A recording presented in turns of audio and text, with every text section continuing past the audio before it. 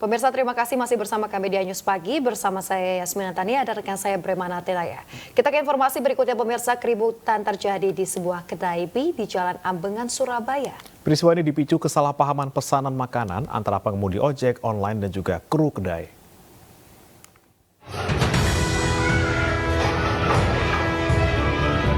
Keributan terjadi di sebuah kedai mie di Jalan Ambengan, Surabaya, Jawa Timur, Minggu sore.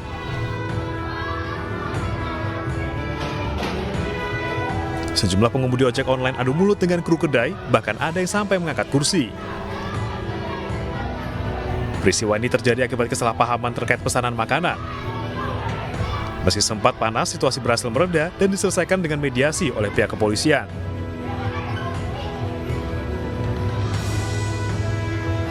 Setelah dilakukan pemeriksaan saksi, termasuk yang mengetahui, alhamdulillah itu hanya terjadi kesalahpahaman antara ojol dan restoran mie kacauan. Saat itu sudah clear selesai di Polsek Ngenteng, sehingga semua para pihak sudah sepakat diselesaikan secara kekeluargaan. Usai keributan pada Minggu sore, kondisi kedai telah kembali normal dan kembali beroperasi keesokan harinya. Dari Surabaya, Jawa Timur, Hari Tambayong, iNews melaporkan. Pemirsa, kekisruhan menjelang Pilkades terjadi di beberapa desa di Kabupaten Bangkalan, Jawa Timur. Ironisnya, dalam pesta demokrasi di tingkat bawah tersebut, warga bebas menenteng senjata tajam tradisional.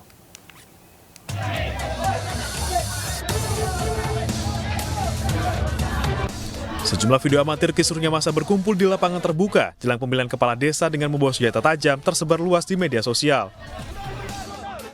Aksi ini pun mendapat respon dan komentar warganet. Seperti yang terjadi di Desa Tagunggu, Kecamatan Tanjung Gumi, Kabupaten Bangkalan ini.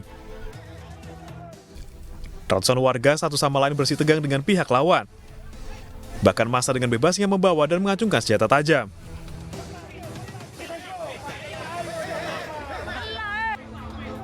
Aparat keamanan yang bertugas di lokasi serta tokoh masyarakat setempat berusaha meredam emosi warga untuk meredakan ketegangan. Salah seorang tokoh masyarakat mengkritik pihak kepolisian karena kurang tegas dan membiarkan peristiwa ini. Ketidaktegasan atau bisa dikatakan pembiaran oleh aparat kepolisian di Bangkalan, sehingga masyarakat di Bangkalan ini merasa bebas membawa sajam. Padahal itu menurut undang-undang darurat itu kan udah tidak boleh, jenis apapun ya. Nah, menjelang Pilkades serentak 2023 ini, saya berharap pihak kepolisian dengan Kapolres yang baru, Pak Febri ini lebih tegas lagi. Di Kabupaten Bangkalan ada 147 desa yang akan menggelar pemilihan kepala desa dalam 2 hari mendatang. Hal ini berpotensi terjadi kerawanan jika pembiaran membawa senjata tajam ini terus terjadi. Dari Bangkalan, Jawa Timur, Taufik Syahrawi, iNews melaporkan. Pemirsa, 2 kelompok petani dan juga perkebunan bentrok di Kelurahan Tungurono, Binjai, Sumatera Utara. Bentrokan dipicu perebutan lahan antara kedua pihak.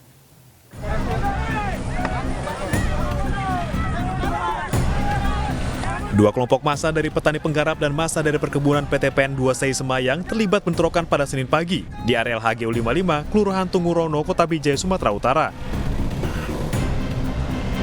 Kedua kelompok saling dorong dan lempar batu sehingga membuat satu orang terluka di bagian kepala. Aksi ini dipicu saat massa petani hendak memasuki lahan namun dihalangi massa perkebunan.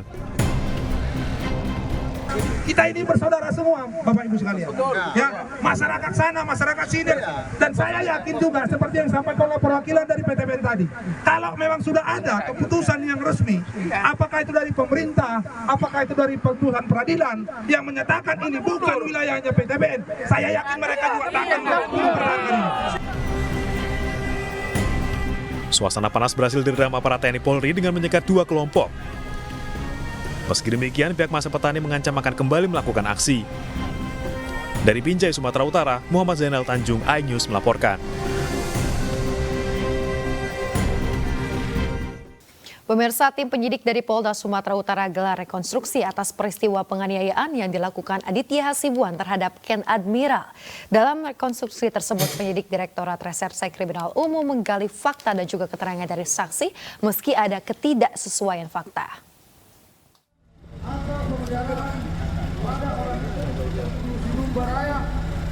Direktorat Kriminal Umum Polda Sumatera Utara menggelar rekonstruksi kasus penganiayaan terhadap Ken Admiral yang dilakukan oleh Aditya Hasibuan, anak dari AKBP Akhirudin Hasibuan, di depan kediamannya di Jalan Guru Sinumba Karya Dalam, Kecamatan Medan Helvetia beberapa waktu lalu.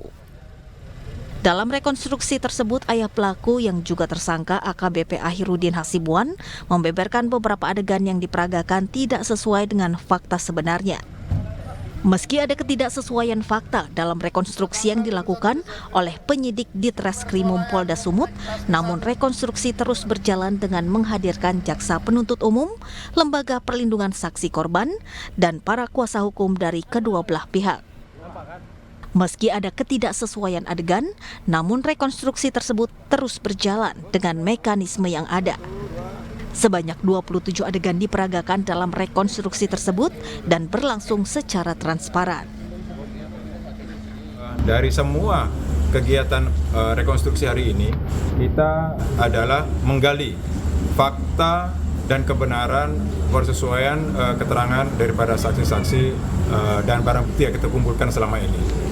Dan alhamdulillah sampai sore ini, walaupun ada ketidaksesuaian keterangan di antara saksi dan korban terhadap tersangka yang kita persangkakan, tetapi itu tidak berubah daripada alur dan fakta persesuaian dengan pasal-pasal yang kita sangkakan saat ini.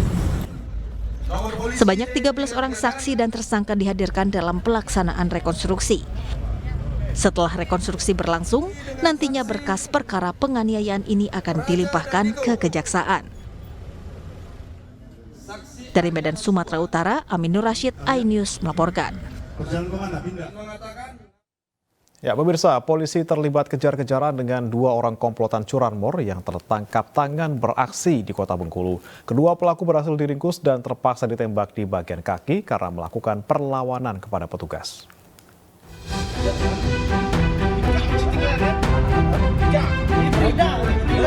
Tim gabungan Polsek Ratu Agung dan Polsek Gading Cempaka Kota Bengkulu terpaksa menabrak 2 pelaku curanmor yang mencoba lari dari kejaran petugas. Usai tertangkap tangan saat mencuri 1 unit sepeda motor di Jalan Hibrida Raya Kota Bengkulu. Tak hanya itu, pelaku kembali berulah saat akan dilakukan pemeriksaan dengan mencoba kabur dan mengacungkan senjata tajam kepada petugas, sehingga polisi terpaksa melakukan tindakan tegas dengan menembak kaki kedua pelaku. Dari tangan keduanya, polisi menyita sebilah senjata tajam dan berbagai jenis kunci letter T yang digunakan untuk merusak kunci kontak sepeda motor. Penangkapan kedua pelaku setelah anggota Polsek Ratu Agung Kota Bengkulu menerima informasi jika salah satu pelaku berinisial EG yang sudah masuk daftar pencarian polisi atau DPO akan masuk ke Kota Bengkulu dan daerah Hindurian, Rejang Lebong dan beraksi melakukan tindak kejahatan. Jadi tersangka itu sudah kita kebetulan baru tadi masuk dari Hindurian ke Bengkulu. Namun TKP kan sudah untuk SK kawan-kawannya sudah dapat. Ini termasuk DPO lah. Dan untuk TKP mungkin udah puluhan. Udah puluhan yang puluhan. Dari hasil pemeriksaan polisi, EG merupakan residivis kasus yang sama dan telah terlibat aksi pencurian sepeda motor dan pencurian dengan kekerasan. Pelaku juga merupakan pemilik senpi rakitan yang diamankan dari tangan rekannya yang lebih dahulu ditangkap pada bulan April lalu. Sementara rekannya berinisial AD merupakan warga Lubuk Linggau, Sumsel dan baru pertama kali beraksi di Kota Bengkulu. Dari Bengkulu, Endro Dwirawan, iNews melaporkan. Pemirsa, seorang pria di Kabupaten Tebo Jambi ditangkap polisi karena mencuri 11 ponsel dari sebuah toko.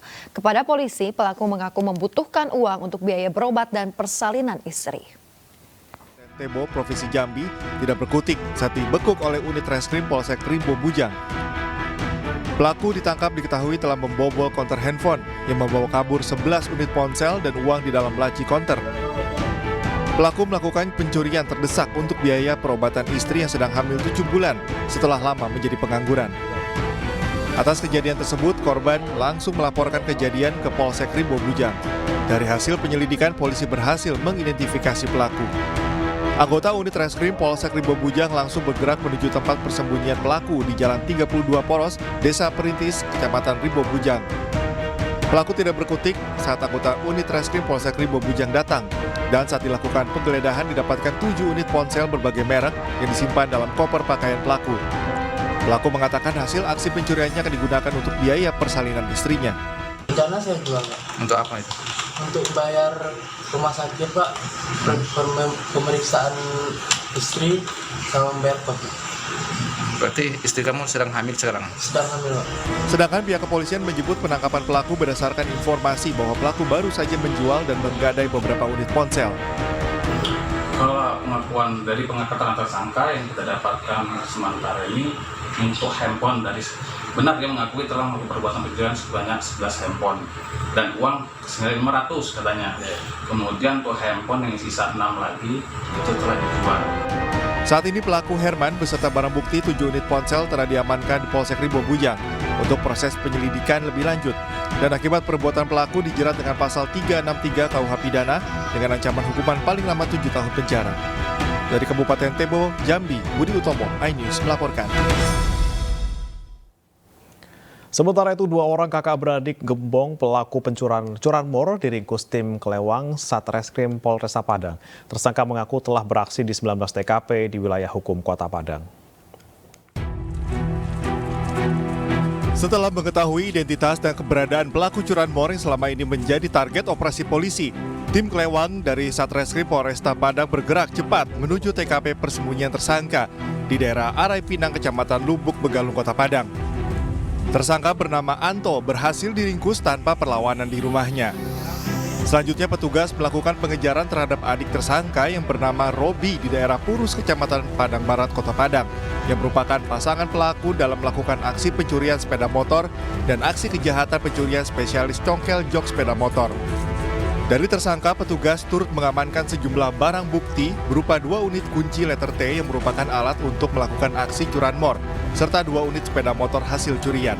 CCTV yang mana di CCTV tersebut ada pelaku terekam mengeksekusi atau mengambil 2 sepeda motor dari sebuah rumah. Bersama barang bukti, kedua tersangka digelandang ke Mapolresta Padang guna menjalani proses hukum lebih lanjut. Atas perbuatannya, tersangka dijerat dengan pasal 365 KUHP tentang pencurian dengan kekerasan dengan ancaman hukuman 7 tahun penjara. Dari Padang, Sumatera Barat, Budi Sunandar, iNews melaporkan. Kecanduan judi online, seorang anak bersama seorang rekannya mencuri di rumah orang tua angkatnya saat pulang mudik Lebaran. Keduanya ditangkap atas laporan korban yang mengalami kerugian hingga mencapai 60 juta rupiah. Tim Resmo Polsek Tamalan Rea, Kota Makassar, Sulawesi Selatan menangkap 2 pelaku pencurian di 2 lokasi berbeda saat bersembunyi di rumah orang tuanya yang berlokasi di Kabupaten Takalar, Sulawesi Selatan, serta Paropo, Kota Makassar.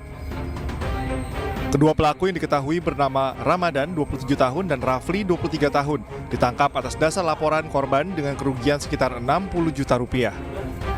Kejadian aksi pencurian ini bermula saat korban mudik Lebaran ke kampung halamannya.